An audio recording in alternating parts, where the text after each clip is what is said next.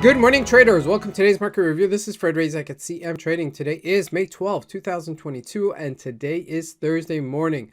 So looking at the highlights of the day, there's so much. The Dow Jones, the NASDAQ, Bitcoin, the British pound, and the euro all trade to new lows for the year.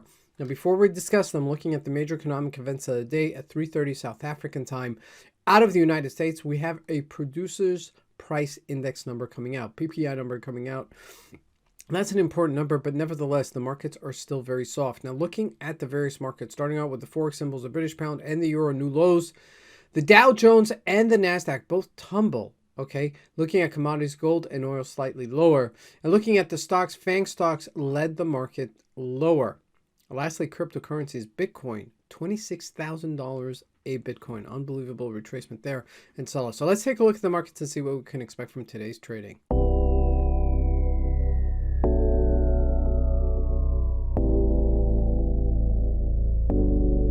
We're taking a look at a monthly chart of the Euro USD, and we are on multi-year lows here.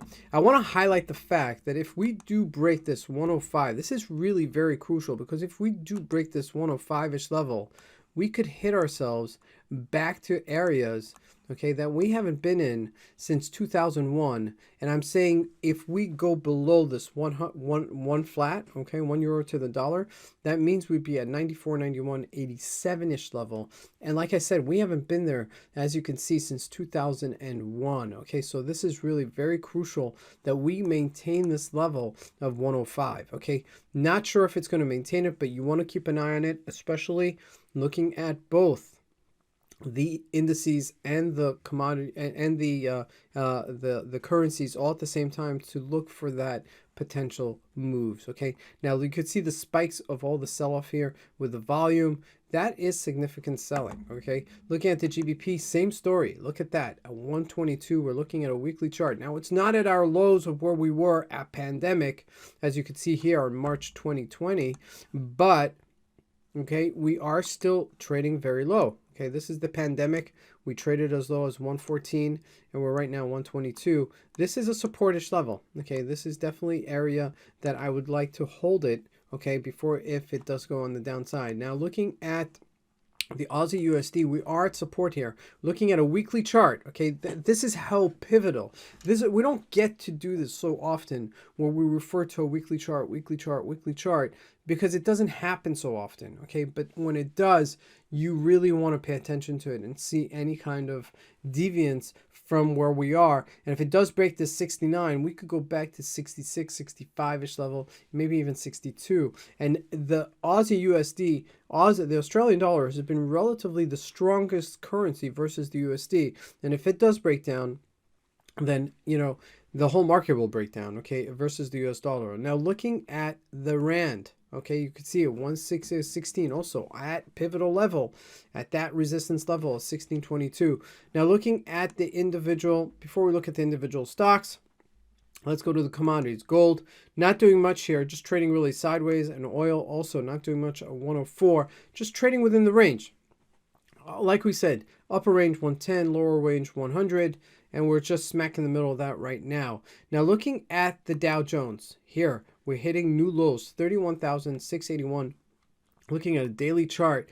And now I just want to highlight this. This is from last week to this week. We went from 34,000, excuse me, this is from this week, right there, 34,000 down to 31,000, okay? That's a 2,000 to 3,000, excuse me, I'm not even saying correctly, almost 2,400 point move, okay, on the downside, as we've made this correctional move since the Fed came out with its information. So we were trading at 34,000 right here, and now we're trading at 31,600. Now, give us a perspective. Next real support level is right here, 31,400-ish level, another 200 points on the downside.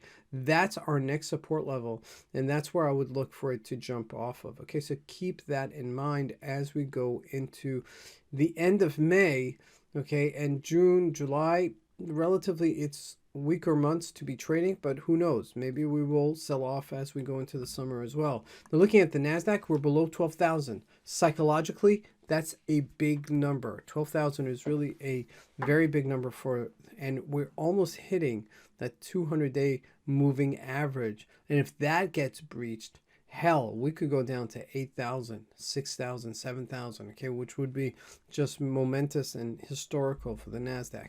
Now looking, I hate to be so morbid about it, but this is what's happening in the markets right now. Now looking at the individual stocks, Apple on supportish level right here at 146.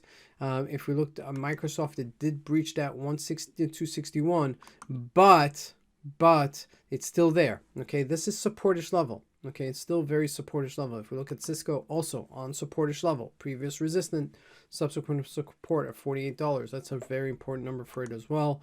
And looking at Tesla, did sell off further to 732. JP Morgan even lower at 118. But again, on supportish level, previous resistance, subsequent support. So this today is a very pivotal move that if we do get a bounce, this is the place when I would expect it to bounce off of. Now looking at Bitcoin, look at this nosedive. Wow-wee. And we're looking also on a weekly, and we're right there, okay? We're at that second Fibonacci true retracement, so I do expect it to bounce off of this area as well. But if we breach it, guess what? We could be back down in the 16,000-ish area, okay? We're right there. Look at that.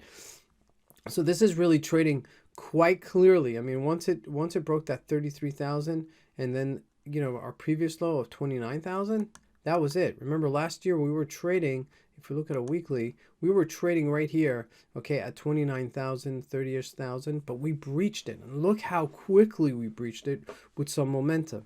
This is how, you know, how important it is to sometimes refer to weekly charts. So lots happening here. We may get a bounce today. Just trade responsibly because we do see a lot of volatility in the markets right now. This is Fred Razak. I want to wish you guys a great trading day. Thank you.